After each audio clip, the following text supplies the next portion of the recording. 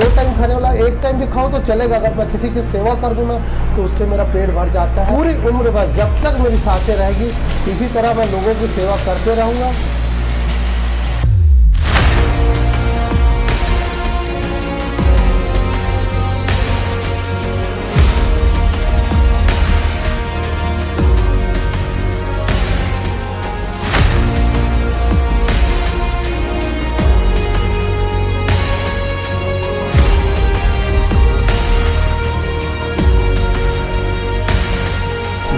लेकिन कहीं ना कहीं एक इंसान को जो तकलीफ में है उसकी मदद करो तो उससे बड़ी खुशी और उसकी दुआ जो लगती है ना, शायद उसका मैं तो जिक्र नहीं कर सकता। नमस्कार, धमतरी के गुट से मैं प्रतीक पटनायक। आज खास मुलाकात की सीरीज़ के एक और एपिसोड में हम बहुत ही खास शख्स से आपको मिलवाने वाले हैं, उनसे बात करेंगे। धमतरी में ऐसा कोई नहीं है जिनसे जो इनका नाम नहीं जानता। जहाँ भी दुर्घटना होती है, जहाँ भी दुर्घटना की वजह से मृत्यु हो जाती है, ऐसे में इनकी गाड़ियाँ सबसे पहले वहाँ पहुँच जाती हैं, इनकी एम्बुलेंस वहाँ पहुँच जाती है। साथ ही बात अगर रक्तदान की हो तो इनसे अगर आप बात करें, इनसे संपर्क करें तो आपको रक्त की कभी कमी महसूस नहीं होगी। उसके अलावा अन्य समाज सेवा से भी इनका जुड़ाव। जी हाँ, हम बात कर रहे हैं शिवा प्रधान जी की। इनका नाम धमतरी में समाज सेवा के लिए जाना जाता है। इनकी एम्बुलेंस 10 मिनट के अंदर ही हर मुश्किल में, हर इमरजेंसी में मौजूद रहती है। कोरोना काल में इनका योगदान बहुत ही सराहनीय रहा। आइए इनसे बात करेंगे और जानेंगे इनके जीवन के कुछ पहलुओं के बारे में। शिवा भैया, सबसे पहले मैं आपका स्वागत करता हूँ हमारे चैनल पे। और जिस बारे में हम बात कर रहे थे उस बारे में थोड़ा सा आप भी जनता को बताएंगे कि आपका कार्य क्या है। मैं पेशे से कार मैकेनिक हूँ। कार मैकेनिक के साथ साथ मेरे में दिलचस्पी आई कि अगर मैं किसी वाहन को एम्बुलेंस के रूप में चला के लोगों की मदद कर लूँ, जिसके कुछ खर्चे मैं बचा सकता हूँ खुद की रिपेयरिंग से, तो मैं एक एम्बुलेंस चालू किया हूँ। और ये इसका श्रेय जाता है रानू डागा जी को और हमारे पारक भैया को, जिन्होंने सबसे शुरुआत जैन समाज से मुझे एम्बुलेंस दिलाए और वो चंदू लाल फैंस क्लब के नाम से चालू हुआ। और बोला जाए उस समय से जो चालू हुआ लोगों के लिए धमतरी जिले में वरदान साबित हो रहा है। ये एम्बुलेंस आपको हर जगह निःशुल्क सेवा प्रदान करती है।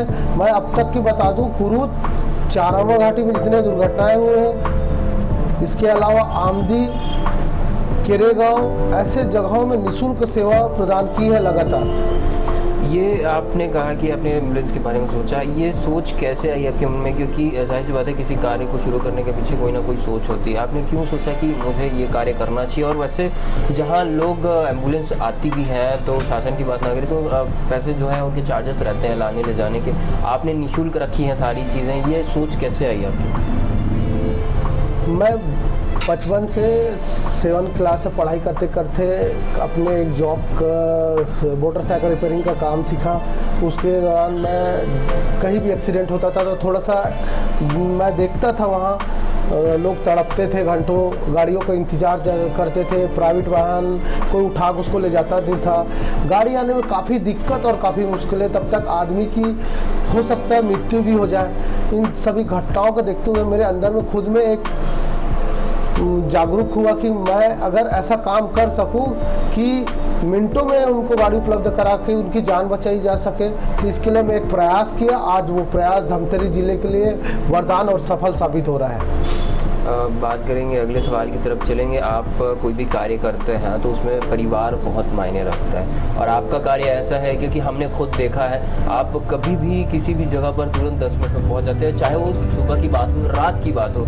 कई जगहों पे आप इमरजेंसी में पहुंच जाते हैं, ऐसे जगहों पे भी पहुंचे जहाँ पे शासन प्रशासन को पहुँचने में, मेडिकल टीम को पहुँचने में समय लग जाता है। तो ऐसे में परिवार का कितना सहयोग रहा और परिवार की क्या मतलब रुझान रही है इस चीज़ को लेकर?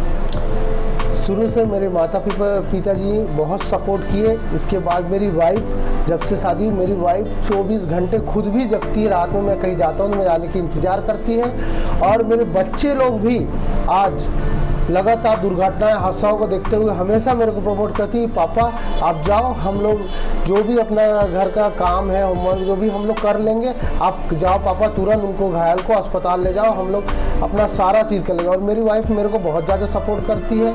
दूसरी के वाइफ लोग सोचते हैं या जाने के लिए मना करते हैं, लेकिन मेरी वाइफ कभी ऐसे नहीं की। मेरे जाने के बाद भी मेरे आने तक का इंतज़ार करती है और पूरा हाल चाल जानती है कि कैसे हुआ, क्या घटना हुआ। उनको भी समझ आ गया कि मानव सेवा से बढ़कर कोई दूसरी सेवा नहीं है। और लगातार लोग सोचते हैं कि घर कमाने के बाद लोग जाते हैं कि कितना पैसा लाए है, क्या है, वाइफ पूछते, लेकिन मेरी वाइफ कभी नहीं पूछी कि आप कैसे मैनेज करते हो, कैसे चलाते हो। और फल उनको बताता हूँ कि हम 24 घंटा निःशुल्क एम्बुलेंस चला रहे हैं, जिससे काफ़ी लोगों की मदद मिल रही है। तो उनको भी बहुत गर्व होता है कि मेरे हस्बैंड के और उनकी पूरी टीम के द्वारा एक अच्छा प्रयास है जो लोगों को निःशुल्क एम्बुलेंस सुविधा उपलब्ध हो पा रही है। निःशुल्क की बात हो रही थी भैया, इसी से एक सवाल रहेगा, क्योंकि आप सारी चीज़ें जो है निःशुल्क में कर रहे हैं, आप और आपकी टीम लगातार मेहनत कर रही है, तो जाहिर सी बात है किसी भी चीज़ में आर्थिक सहायता बहुत ज़रूरी होती है, आर्थिक एक बैकग्राउंड होना चाहिए। तो ऐसे में आप ये सारी चीज़ें कैसे मैनेज करते हैं? एम्बुलेंस की बात हो गई या फिर ऑक्सीजन वगैरह, रक्त वगैरह की बात हो गई, कैसे मैनेज होता है? अभी 10 साल हो गए लगातार, हमने तो अभी तक हमें कहीं शासकीय से फंड मिला है, न किसी संस्थाएं से कुछ मिला है। यहाँ तक कि आपको बता दूँ, हमको एक फास्टैग बॉक्स जो अवेलेबल होना चाहिए हमारे लिए। अभी आप घटना देखे होंगे, कुछ दिन के पहले एक बॉडी क्षतिग्रस्त होगी, उसके उठाने के लिए हमको मास्क चाहिए था, दस्ताना चाहिए था, ये अवेलेबल हमारे पास नहीं थे। तो हम उन पॉलीथीन लगा के उनको उठाए। शहर में बहुत सारे ऐसे संस्थाएं चल रही है, बड़ी बड़ी संस्थाएं चल रही है, बड़े बड़े नेता है, मंत्री है, अधिकारी है और शासकीय कर्मचारी है, शायद हमारे काम को देख के कभी प्रमोट नहीं किए, और प्रमोट करते तो शायद बहुत अच्छा हो जाता और बहुत बढ़िया हो जाता, हमारी टीम और बढ़ती और लोग और साथ देते। फिर भी अपने वर्कशॉप से मैनेज करके आज लोगों की सेवा कर पा रहे हैं। आप जितनी भी आर्थिक चीज़ें हो रही हैं वो आप अपने खर्चे पर स्वयं कर रहे हैं? हाँ, जितनी भी खर्च आती है गाड़ी बनाने से, धुलाने से और पेट्रोल डीजल सब स्वयं के खर्चे से करते हैं। और मेरे इसमें पूरे मेरे स्टाफ जो अपने काम के साथ साथ इन एम्बुलेंस की सेवा में भी अपनी योगदान देते हैं। बात करेंगे, आप कई जगह पे मैक्सिमम हम लोगों ने देखा है कि आप खुद जाते हैं, कितनी भी क्षतिग्रस्त रहे शव वगैरह उनको खुद स्वयं अपने हाथों से उठाते हैं, जहाँ एक और कई इंसान जो सामान्य इंसान होता है ऐसी चीज़ों को देख के, ऐसे दृश्य को देख के डर जाता है, विचलित हो जाता है। तो ऐसा कभी आपके अंदर आया नहीं डर या विचलित होना, और फिर भी आप कर रहे हैं, तो कैसे कर लेते हैं आप ये सारी चीज़? अब तो कहते हैं ना कहीं ऊपर वाला का आशीर्वाद है और उन्हीं की आज जो मार्गदर्शन उसमें चल रहे हैं। बोलते हैं ऐसा लाखों में कोई एक ऐसा पर्सन हो कर सके और आगे उनको प्रमोट करे। और सारे मेरे यहाँ जो जनता है उनका बहुत ज़्यादा सपोर्ट है, जो देख रहे हैं और उस काम के लिए मेरे को प्रेरित कर रहे हैं कि भैया ये एक अच्छी पहल और अच्छा काम है। मेरी टीम भी मेरे साथ खड़ी है, तो कहीं मेरे को ऐसा डर नहीं लगा, हिचकिचाहट नहीं लगा। मैं रात को भी डेड बॉडी लेके सुसाइड वाली, एक्सीडेंट वाली, क्षतिग्रस्त लाया, लेकिन कभी मेरे को कोई हिचक नहीं। लोग आज भी मेरे को पूछते हैं भैया आप इतनी क्षतिपूर्ति बॉडी उठा लेते हो, उसके बाद कैसे सोते हो, कैसे खाना खाते हो, आपको कोई डर नहीं लगता? मैं एक ही सवाल उनसे बोलता हूँ, एक ही जवाब देता हूँ कि अगर नहीं करेंगे तो वहाँ उसकी बॉडी पड़ी रहेगी। किसी न किसी को तो करना पड़ेगा और कोई ना कोई इंसान आगे आएगा। अगर हम डरेंगे किस चीज़ के लिए? एक अच्छे काम के लिए इंसान को डरने की ज़रूरत नहीं है, क्योंकि कहीं ना कहीं ऊपर वाले का मार्गदर्शन है। और अच्छे काम के लिए लोगों को मैं हमेशा प्रेरित करता हूँ कि हमारे साथ आए और कदम के कदम मिला के लोगों को सहयोग करें। इसी से अगला सवाल रहेगा कुछ, क्योंकि अभी कई लोगों के मन में ये भी डर रहता है कि यार हम अगर उस चीज़ को छू रहे हैं या फिर हम ऐसे दुर्घटनाओं वाले क्षेत्र में जा रहे हैं तो पुलिस हमसे तरह तरह के सवाल करेगी या फिर पुलिस हमें लेकर जाएगी, FIR वगैरह करवाएगी। तो ये किस हद तक सही है कि लोगों को आगे आना चाहिए, नहीं आना चाहिए, या फिर पुलिस के डर से बस ऐसा ही छोड़ देना चाहिए चीज़ों को? पहले ऐसा होता था कि लोग से किसी को उठाते थे, कुछ करते थे, कहीं ले जाते थे तो उनका नाम लिख के उनको गवाह के रूप में बनाए जाते थे, लेकिन अब ऐसा नहीं है। अगर आप गवाह देना चाहते हो तो अपना नाम लिखा सकते हो, और नहीं देना चाहते तो कोई दिक्कत नहीं, आप सहयोग कीजिए, आपको पुलिस प्रशासन कभी परेशान नहीं करेगी। और दूसरी बात, पुलिस की टीम लगातार लगी रहती है। अगर हम कोई लावारिस लाश को उठा के उनको हम अस्पताल पहुंचा दे, उनका कोई परिजन नहीं आ रहा है, कोई नहीं आ रहा है, वो भी तो एक इंसानी है भाई। एक इंसान अगर दूसरे इंसान का काम ना आए तो इंसानियत का क्या मतलब है भाई? आपको कोई जेल तो नहीं डाल रहे हैं भाई। हम एक उसकी विवेचना कर, जांच कर, उसके परिवार अगर आ जाती तो ठीक, नहीं आता तो हम एक गवाह के रूप में प्रत्यक्ष खड़े हैं कि उनकी मौत कैसी हुई, हमने उसको उठा कर अस्पताल ले गया, उसमें कोई डर वाली बात नहीं है। मैं आम पब्लिक से भी आपके न्यूज़ के माध्यम से बताना चाहूँगा कि आइए और ये सेवा काम कीजिए। आपको कोई प्रशासन की टीम, पुलिस की टीम कभी परेशान नहीं करेगी। अगर कुछ दिक्कत आता है तो उसके लिए आप डायरेक्ट मेरे से मिल सकते हैं। अब सवाल करेंगे थोड़ा सा धमतरी के बारे में बात करेंगे। धमतरी में हालांकि कई ऐसी चीज़ें हैं जो आज भी विकास कहा जाता है, लेकिन विकास मूलभूत पहुंचा नहीं है। बात करेंगे चिकित्सा के क्षेत्र की, मेडिकल फैसिलिटीज़ की, तो क्या कमी आप देखते हैं धमतरी में मेडिकल फील्ड में? स्वास्थ्य के क्षेत्र में तो बहुत ही पीछे धमतरी, और धमतरी पूरे छत्तीसगढ़ में पीछे है धमतरी शहर, चाहे स्वास्थ्य क्षेत्र चाहे किसी भी क्षेत्र में धमतरी जिला सबसे पीछे है। आप देखिए अब कुछ समय पहले रोड कितने खराब थे, उसमें बहुत सारे लोग, बाहर के लोग कमेंट करते थे धमतरी एक गांव है क्या? मतलब जिले से लोग प्रमोशन सोचते हैं ना, तो जिले से गांव में आ गए थे। अभी कुछ समय पहले रोड बना, थोड़ा ठीक हुआ।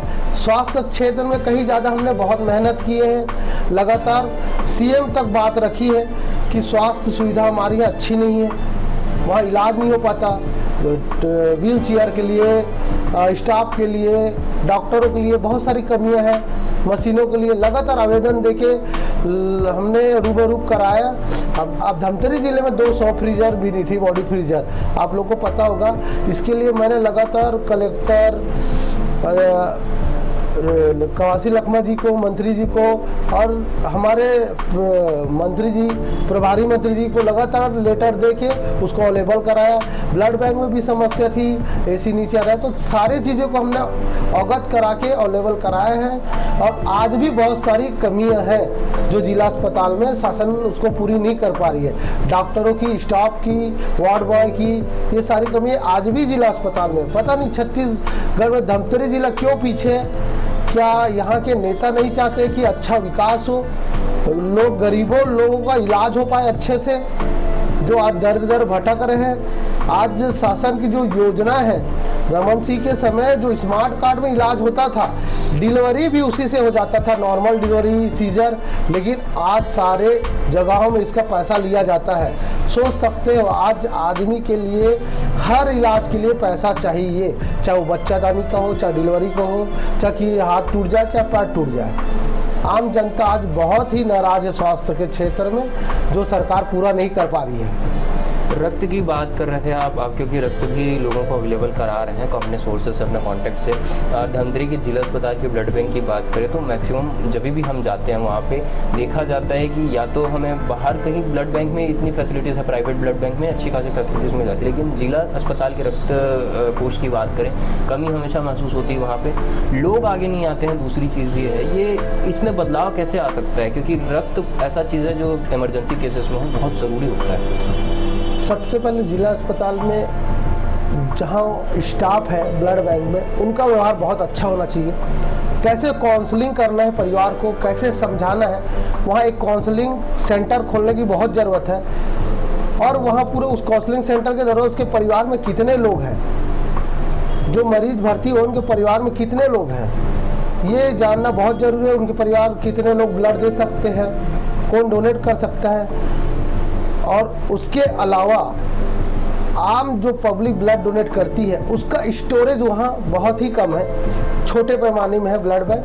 हम तो 24 घंटा खुला रहने के लिए बोल रहे हैं, बड़े पैमाने के लिए कराइए, उपलब्ध कराएंगे उनको। जैसे भी आज कोई मरीज भर्ती होता है तो उनके परिवार वाले दूर भाग जाते हैं, जब ब्लड देने की बात आती है तो लोग दूर दूर भाग जाते हैं। अगर मैं कहूँ जमीन का बंटवारा हो रहा है तो सारे परिवार आ जाते हैं कि मैं खून के इसके रिश्तेदार हूँ। मैं इनका चाचा लगता हूँ, मैं भतीजा लगता हूँ, हमको भी हिस्सा मिलना चाहिए। लेकिन जहाँ ब्लड की बात होती है तो लोग दूर दूर चले जाते हैं। दूसरी स्ट्रीम देखोगे आप, अगर आप खाने के लिए बुला, जब छट्टी हो, पार्टी हो, शादी हो, आप कहीं मटन मुर्गा जैसे पार्टियों को इंतजाम कर दो, 500-100 लोग को बुलाओगे, 500 लोग आ जाएंगे। लेकिन जहाँ ब्लड देने की बात आएगी तो लोग दूर दूर भाग जाते हैं। और इसको और अच्छा सुधार करने के लिए सबसे पहले काउंसलिंग सेंटर खोलने की ज़रूरत है। दूसरी बात, आज जो ब्लड की समस्या धीरे धीरे और बढ़ती चली जा रही है, क्योंकि हर धमतरी जिले में 90% लोग ब्लड डोनेशन करते हैं। धमतरी के जितने भी लोग हैं अपना ब्लड डोनेशन करने के लिए दूर नहीं हटते, एक फ़ोन से तैयार होके आ जाते हैं, लेकिन उनके परिवार के लोग सामने नहीं आते। इसलिए आज हमें कमी महसूस हो रही है। अभी आप बात करेंगे आगे कोरोना काल की। कोरोना काल में सारी चीज़ें बंद थी, लोग घर से बाहर नहीं निकल पाते थे। एक जिला प्रशासन का मेडिकल टीम काम कर रहा था, लेकिन वहीं हमने देखा कि शिवा प्रधान की गाड़ियां भी चल रही हैं, शिवा प्रधान भी सारी चीज़ें अवेलेबल करा रहे थे। तो कोरोना काल ऐसे में जब लोग घर के अंदर रहना सही समझ रहे थे, आप फील्ड में थे, तो वो बताइए कि आपने कोरोना काल में कैसे चीज़ें मैनेज की, कैसे सारी चीज़ें की हैं आपने कोरोना काल में? ये 2 साल कोरोना काल था, इस समय बहुत ज़्यादा दिक्कतें, बहुत ज़्यादा परेशानी है लोगों को। हमने सारी तरह की ऑक्सीजन, दवाइयाँ और जो टिफ़िन की व्यवस्था थी ऋतुराज पवार जी के द्वारा लोगों को खाने की ज़रूरत पड़ती थी, वो हमने अवेलेबल कराया वहाँ तक ले जाके। उसके अलावा एम्बुलेंस तो हमारे पास ऐसा था कि हम रात भर सो नहीं सकते थे। ऑक्सीजन मशीन चाहिए किसी को, किसी पेशेंट को अचानक तबीयत खराब हो गया, ले जाना, तो ये हमारी पूरी टीम इसी में लगी थी। रात दिन हम लोग बालोद जिला भी कवर करते थे, अपने धमतरी नगरी, कुरूद, सारे एरिया कवर करके 24 घंटा एम्बुलेंस सुविधा दिए और लोगों की इतनी मदद किए कि लोग आज सारे लोग कम से कम जितने पेशेंट ले गए होंगे 1-2 लोग की मृत्यु होगी, बाकी सारे लोग ठीक होके आगे। अब लाने के साथ साथ हम उनको सिर्फ एक ही समझाते थे कि आप बेहिजक और बेडर से रहिए, कुछ नहीं होगा, ये छोटा सा एक वायरस है, आया है और चले जाएगा। अब सवाल करेंगे क्योंकि आपने बहुत सारी चीज़ें की, कोरोना काल की बात हो गई, लंबे समय से आप लगे हुए हैं इस क्षेत्र में। कभी ऐसा क्षण लोगों के जीवन में ऐसा क्षण आ जाता है जहाँ पे उसको निराशा घेर लेती है कि हमसे नहीं हो पाएगा, हम नहीं कर पाएंगे ये चीज़ें। आपके जीवन में कभी कोई ऐसा क्षण आया हो जब आपको लगा हो कि आपसे वो चीज़ें संभल नहीं रही हैं, और अगर आया है तो कैसे आपने उस चीज़ों से संभाला, उससे बाहर कैसे निकला? कुछ समय ऐसा ही होता है जी, तकलीफ़ बढ़ जाती है क्योंकि परिवार वाले हैं। और आपको बता दूं, मैं आज भी किराए मकान में रहता हूं, किराए का दुकान है, मेरे वर्करों को भी पेमेंट करना पड़ता है, अपने वर्कशॉप भी चलाना पड़ता है। तो कभी कभी ऐसा होता है कि काम ऊंच नीच होने के कारण कोरोना काल में थोड़ा काफ़ी दिक्कतें हुई। फिर भी बोलते हैं ना, एक अच्छे काम करने वाले को हमेशा संघर्ष करना पड़ता है और संघर्ष जीना पड़ता है, लेकिन ऊपर वाला उनके साथ है।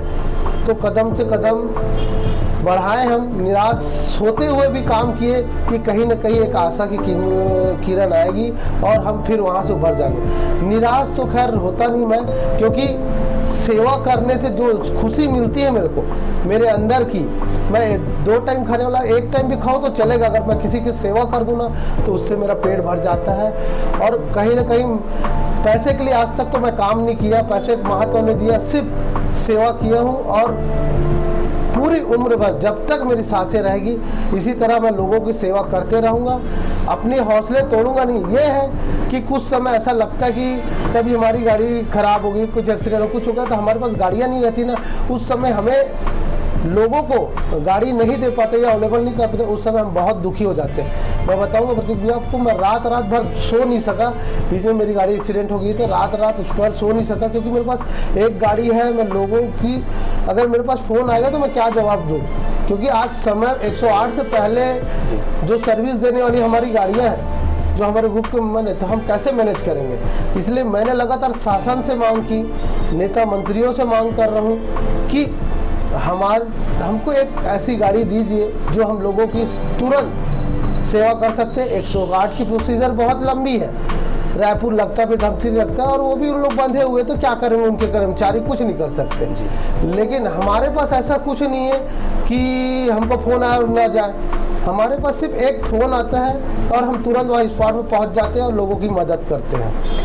आपने कहा कि आपके पास, क्योंकि आप सतर्क के खर्चे से चलाते, जाहिर सी बात है ज़्यादा नहीं फैल सकता अगर शासन उसमें आए। तो शासन ऐसी कौन सी, मतलब साथ में मिलकर अगर कार्य करे तो शायद बेहतर हो सकती चीज़ें। शासन से क्या मांग रहेगी, कैसे होना चाहिए कॉपरेशन, क्योंकि आप खुद काम कर रहे हैं, शासन के पास आर्थिक सहायता है, सारी चीज़ें मौजूद है, पैरामेडिकल टीम है, तो कैसे आखिर बदलाव आ सकता है? अगर आज प्रशासन हमारे साथ मिलकर सहयोग करेगी तो शायद ये इससे और डबल मेहनत करेंगे हम लोग, और हमारी टीम करेगी। देखो, कहीं न कहीं हमारे जो बच्चे हमारे साथ काम कर रहे हैं, भाई हमको तो लगता है कि हम एक अच्छी सेवा कर रहे हैं, लोगों को लगातार कार्य कर रहे हैं। आज मैं जो भी हूँ, मेरा तो जीने का उद्देश्य है मानव सेवा, प्रभु सेवा है, लेकिन हमारे साथ जो बच्चे काम कर रहे हैं, हमारे साथ लोग कैसे जुड़ेंगे जब तक हम उसे प्रमोट नहीं करेंगे। भाई आप देखिए, वो बड़े बड़े प्रोग्राम होते हैं तो सिर्फ बड़े बड़े लोगों को ही सम्मान होता है, जो जमीन स्तर में काम करते हैं ऐसे बच्चों का सम्मान नहीं किया जाता। एक बार हम उन बच्चों का थोड़ा सा एक मोमेंटो या एक प्रशस्ति पत्र देकर अगर सम्मान करते हैं तो उनके माता पिता को कितना गर्व होता है। एक छोटा सा अखबार में, पेपर में छप जाता है, न्यूज़ में चलता है कि इनके टीम के द्वारा ये लोग इतने अच्छे कार्य किए, तो उनके परिवार, उनके रिश्तेदार में तो बहुत गर्व होता है। इससे क्या होता है, लोग जुड़ते हैं और काम करना पसंद करते हैं। आज शासन 10 सालों में हमारे साथ जुड़ के काम नहीं की। मैं अभी रेड क्रॉस ग्रुप से जुड़ा हूँ, तो लोगों को यही प्रमोट करता हूँ कि रेड क्रॉस ग्रुप में जुड़िए और काम कीजिए। हम आगे भी इसके लिए बहुत अच्छा सुझाव और मैसेज देंगे लोगों को, और सारे लोगों को मैं एक सड़क सुरक्षा ग्रुप बनाया हूँ जिसमें उस ग्रुप के सारे मेंबर जुड़े और सारे हमारे सहयोग कर रहे हैं। और कहीं भी ऐसे सड़क दुर्घटना, हादसा होता है, तत्काल हमको फ़ोन करते हैं। अरे काम नहीं कर पाए तो क्या हुआ, लेकिन सूचना भी देना एक बहुत बड़ी जिम्मेदारी है भाई। कहीं ना कहीं उनकी जान बचाने में एक सूचना के माध्यम से उसकी जान बच सकते हैं। तो उन सारे लोग को मैं धन्यवाद देता हूँ आपके न्यूज़ के चैनल के माध्यम से, जो तत्काल उन घायलों के लिए एम्बुलेंस व्यवस्था करा देते हैं और खुद भी आके सहयोग करते हैं। आखिरी के 2 सवाल हम आपसे करेंगे शेखर भैया, ज़्यादा समय नहीं लेंगे आपको, क्योंकि आप खुद इमरजेंसी में रहते हैं, लोगों की सहायता के लिए हमेशा जुड़े रहते हैं। पहला सवाल तो ये कि आपके माध्यम से ही हम देख पाते हैं मैक्सिमम धमतरी के युवा जो हैं, या तो किसी कारणवश फांसी लगा लेते हैं, या पूरी संगतियों में चल जाते हैं, या फिर चाकूबाजी की घटनाएं तो आम हो गई हैं। ये क्यों हो रहा है, पहली चीज़, और दूसरी चीज़, इसमें परिवर्तन कैसे लाया जाता है? आज के दौर में 50% से अधिक बच्चे नशा कर रहे हैं, सिगरेट, दारू, शराब, गांजा, ये सब चीज़ों में अगर शासन रोकना चाहेगी तो उनको काफ़ी मेहनत करना पड़ेगा। आप जगह जगह देखोगे शाम के समय सारे लोग इकट्ठा होकर गांजा, दारू, बीड़ी, सिगरेट, इन सब चीज़ों को सबसे पहले बंद कराना पड़ेगा।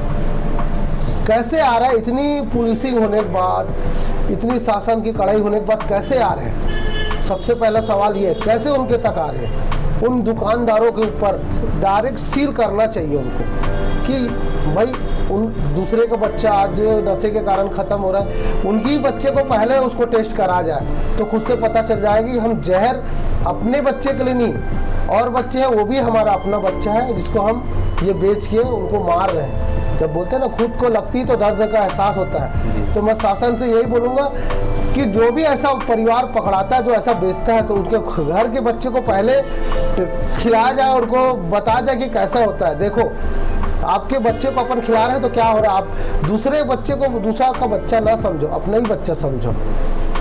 और इसको सुधार लाने के लिए बहुत ज़्यादा मेहनत करनी पड़ेगी। आखिरी का सवाल रहेगा, आपका ग्रुप तो बहुत अच्छे से कार्य कर रहा है, लेकिन भविष्य के लोगों की योजना होती है, आपने क्या सोच रखा है भविष्य को लेकर? बढ़ते हुए समय में मैं अपने ग्रुप के सारे बच्चों को और मेरे स्टाफ को, मैं जो कार्य कर रहा हूँ इसके लिए हमेशा प्रोत्साहन करता हूँ उनको, और सिखाता हूँ कि देखो, पैसा ही सब कुछ नहीं है, पैसा ही सब कुछ नहीं है। आप पैसे से कुछ नहीं खरीद सकते, पैसे से ही खुशी नहीं मिल सकती, लेकिन कहीं ना कहीं एक इंसान को जो तकलीफ में है उसकी मदद करो तो उससे बड़ी खुशी और उसकी दुआ जो लगती है ना, शायद उसका मैं तो जिक्र नहीं कर सकता। आज 10 सालों में एक आँच नहीं आई मेरे को, और मेरे परिवार कितने खुश हैं, अच्छे हैं। मेरे साथ साथ मेरे परिवार और मेरी वाइफ का कहीं भी हम लोग जाते हैं तो उतना अच्छा रिस्पेक्ट मिलता है। लोग समझते हैं सीओ प्रधान की फैमिली वाइफ है तो उनको वो वीआईपी दर्जे से प्रमोट होता है। तो सोचिए भाई, इससे बड़ी चीज़ और क्या ही है। मेरी मिसेज आज बहुत खुश होती है, कहीं भी जाती है तो ये सीओ पर तो उनको इतना रिस्पेक्ट मिलता है, तो कहीं न कहीं एक अच्छे काम का वो रिजल्ट है। और मेरे बच्चे को भी आज मेरे नाम से जानते हैं। और मेरी 3 लड़कियां, मैं तो अपनी बड़ी लड़की को अभी से तैयार कर रहा हूँ कि बेटा मैं अगर नहीं चला पाया तो आप 18 साल के होने के बाद आपको ये सारे काम करना है। मेरे सारे बच्चे देखते हैं फोटो वीडियो जो भी रहता है एक्सीडेंट, और पूछते हैं कैसा हुआ क्या हुआ। उनको बताता हूँ, कहीं कोई शराब पी के चलाता है, कोई कुछ करता है, और सारी चीज़ें प्रमोट करता हूँ। और जो नशे की बात आप बोले ना, लगातार लोग नशा कर रहे हैं, बिगड़ रहे हैं, तो उन सारे लोगों को मैं बता दूं जो इस टाइप के थोड़े से नशे के पल भर के लिए अपनी ज़िंदगी ख़त्म कर देते हैं। खत्म करना है आपको अपनी ज़िंदगी, तो सेवा कार्य में लगाइए, सेवा कीजिए। लोगों को नशे बीड़ी सिगरेट दारू का नशा है, लेकिन मेरे को तो समाज सेवा करने का नशा है। और वो नशा इतना ज़्यादा है कि उस नशे से कहीं ज़्यादा बढ़कर नशा है। तो मैं लोगों को ये बोलूँगा, आप नशा छोड़िए, कहीं आप छोटा मोटा ऐसा काम करके देखिए, लोगों का मदद करके क्या भावनाएं होगी आपके अंदर, कैसे लोग फील करेंगे, आपको क्या रिस्पेक्ट होगी, वो आपके अंदर ही आ जाएगा। धमतरिया के गुट के खास मुलाकात की सीरीज़ में एक बहुत ही खास मेहमान से आज हमने बात की है। और जाहिर सी बात है, आपको पूरी धमतरी की जनता के साथ साथ जितने भी लोगों की मदद आपने की है उनकी दुआएं मिलेंगी, और आपका कार्य ऐसे ही चलता रहे, हम भी दुआ करते हैं। बहुत बहुत धन्यवाद भी आपका समय देने के लिए। एक और एपिसोड में एक और नई शख्सियत के साथ हम फिर आपके साथ मिलेंगे। मैं प्रतीक पटनायक, मैं एमपी शरण।